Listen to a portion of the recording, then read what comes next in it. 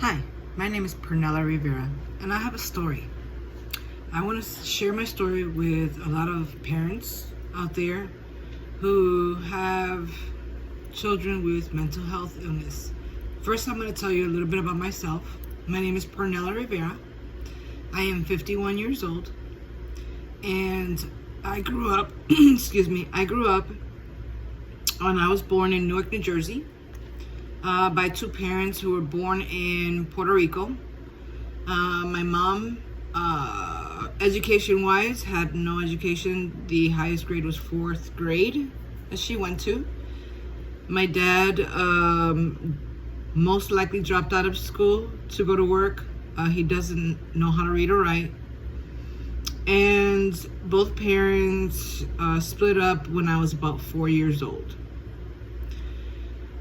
At this point in my life, my mom split from my dad and then moved with another person to a different state.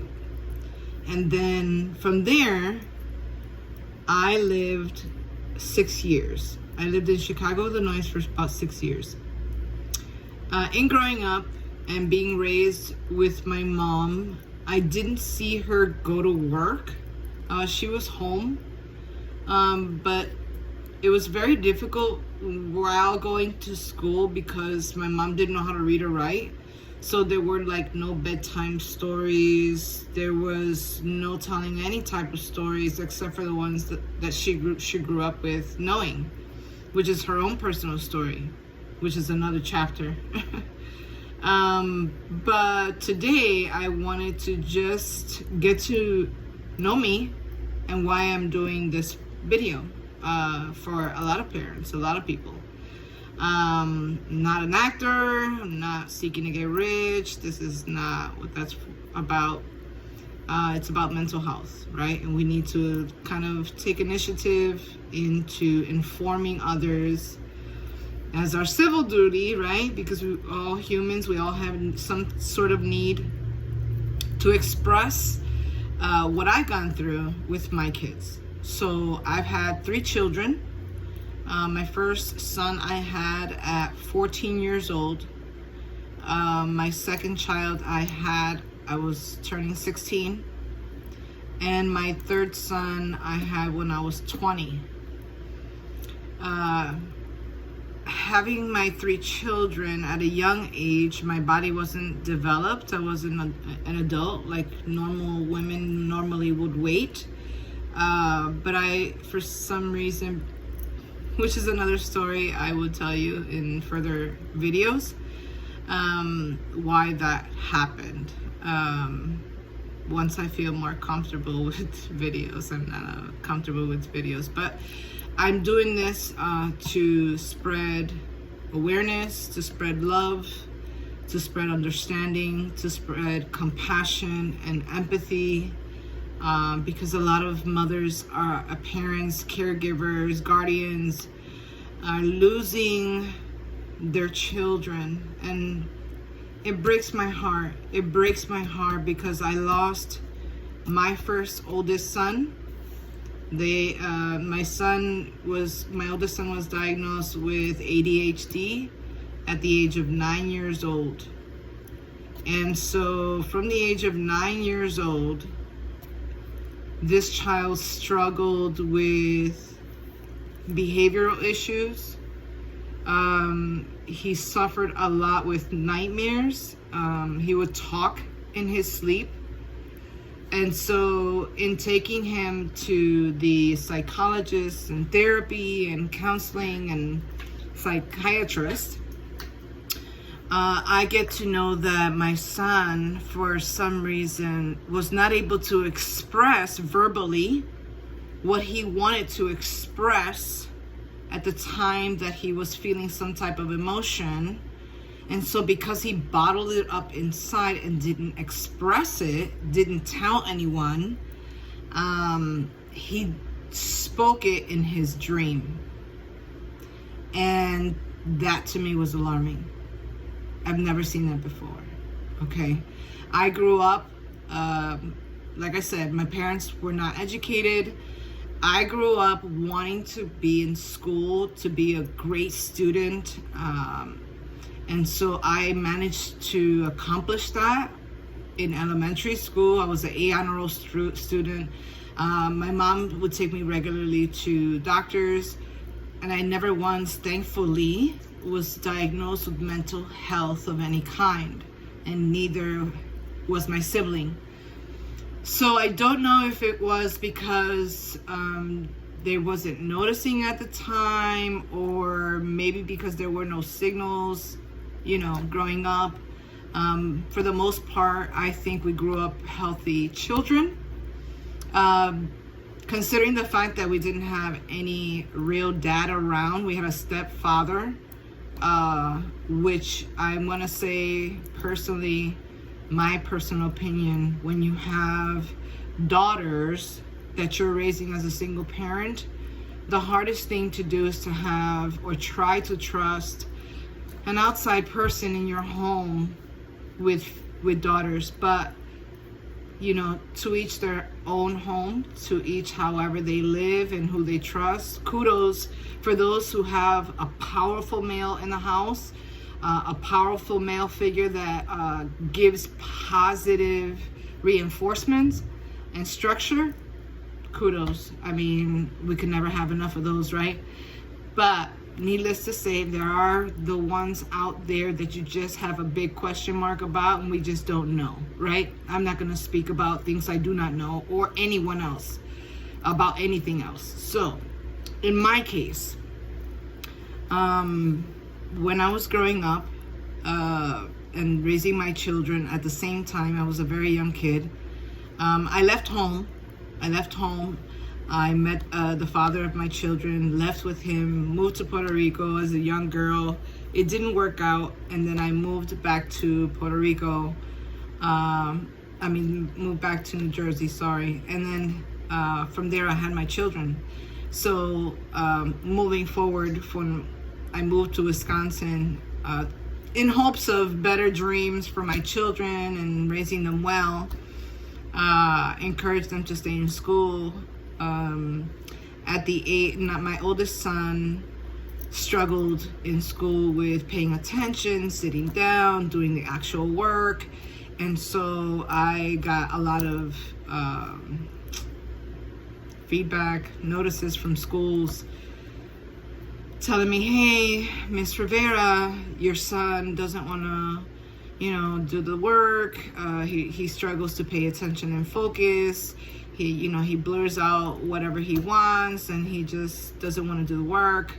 Very, just not there, present in the room. And so, when you ask a child what's wrong, what's going on in the class, and they say, oh, nothing, I'm bored, then that's a problem. That's a big problem. And so from there, you're going to have to find out what other resources that you can provide for him to feel stimulated, or her to feel stimulated and feeling like they're part of a room while they're being educated and trying to better themselves at the same time. But unfortunately, because these schools don't really do realistic teaching, they do math and all this other stuff, but in reality, they're teaching some things that maybe shouldn't be taught. And the importance, I want to, emphasize the importance of teaching our children just some basic human rights. I don't know if many children are exposed to doing the right thing at home. Most kids are from broken families, just like I was. So, right? I was taught to behave, or you get your butt whooped. That was the gist of that growing up. Unfortunately, we can't do it today. Doesn't mean they don't deserve it once in a while to know who is the parent and who is the child, because at some point they lose track of their place And once they grow up to a teenage body, they think that the teenage body determines their independency, right? So they forget that they belong to the parent until 18 or 21 years old, whichever one comes first. If they choose to leave at 18 or decide pursue to work and help parents and stay with parent, great. But most kids with mental health are gonna struggle with independency, unfortunately.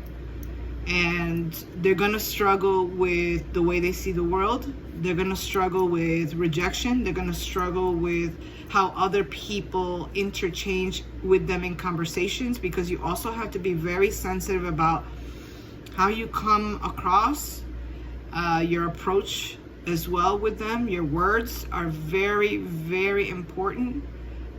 Don't try not to sound too bossy. Instead of trying to figure out better ways to say, you know, what you want them to do and to get it accomplished. Let's just say, for instance, I struggle with them with actually doing chores at home, right? Three boys, nobody wants to do dishes, they're boys. I'm a girl and I don't even want to do dishes. But they don't want to do chores as they get older. So, you know, they were growing up and they see me working and they're like, hey, Ma, how can we get some money, right? How can you get some money? Well, I'm going to tell you how you can get some money. You're going to make your bed, right? Number one, make your bed. Number two, keep your room clean. Because if you can keep your room clean, you can stay disciplined. You don't have to be off track. It doesn't take up your day when you want to go out and play. Yay. Number three, you can wash dishes, you can clean the bathroom, you can take out the garbage. There's many things that they can do to earn money so that they can feel like they're actually being rewarded for the good things they're learning how to do. And those are called responsibilities, right? We have to give them some responsibilities. This is the real world we're living in right now. And so if we don't start teaching our children that mentally, family is the number one priority and we need to keep it together as a unit, their mental well-being is important as well. So I used to sit down on the dinner table while they're eating dinner or after they eat dinner. We have a 1-hour session where we talk about anything. You're free to say whatever it is on your mind, whatever it is you've been feeling. Not going to judge, not going to be mad, because as parents, we need to start understanding. Even though we didn't suffer from mental health at the time, we're struggling just to figure out how to make it okay for them. That's hard. That's hard. But I'm going to tell you this. The love of a parent will never stop. It will never stop. I know. I'm still here trying to someday provide help for these parents who really need it. These wonderful guardians that take their children into their home and give them love, but have no idea how to make it right for them. So I hope that you guys keep watching. I will keep sending out videos. I appreciate you watching the videos. Much love for the parent and the guardians and the caregivers and the wonderful people who take and adopt, those people who adopt children, foster children. It's not easy.